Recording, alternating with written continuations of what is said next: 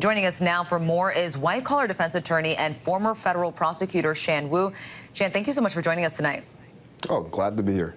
So we, of course, don't know what is in the indictment and won't until it is unsealed. But as we have reported, Trump faces around 24 counts, including felonies. What is going to be the biggest challenge going forward for District Attorney Alvin Bragg? Well, I think the biggest challenge really tees off of what other crimes he paired the falsification of business records with. That by itself is a misdemeanor unless you show that it was done with the intent to cover up some other crime.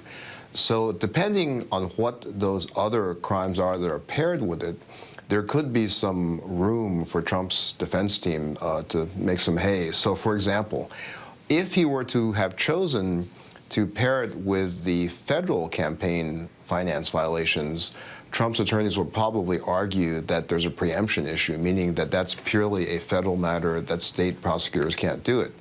But on the other hand, Bragg has a pretty good menu of other options to choose from, including New York State election crimes and potentially some of the financial crimes that the Trump organization had been convicted of, but Trump himself was not charged with. So it really remains to be seen. But the one that most people have talked about, when you hear commentators saying there's a novel legal theory, the novelty would be trying to use the federal violation to pair that with the New York State violation.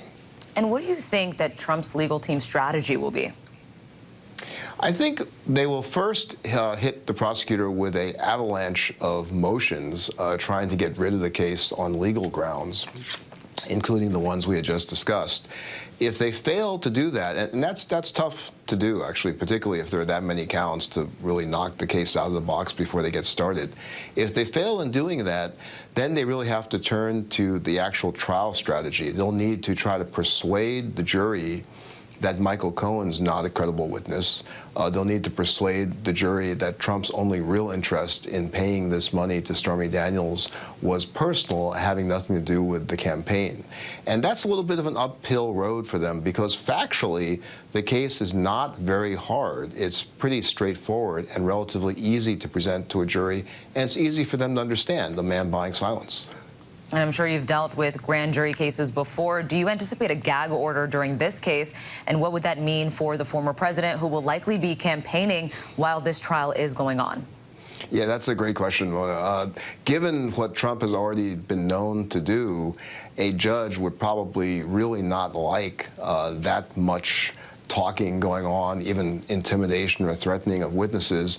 But that balancing act with Trump being actively campaigning is a difficult one. So I think a judge could fashion a very narrow order. One recalls when Roger Stone was on trial, he was forbidden from posting images because he posted kind of a threatening image about that judge. So something along those lines might be done. I mean, Trump's defense team is certainly telling him that he needs to settle down and let his surrogates do the attacking, not him personally. But it's unlikely they're going to be very successful in reining him in that way.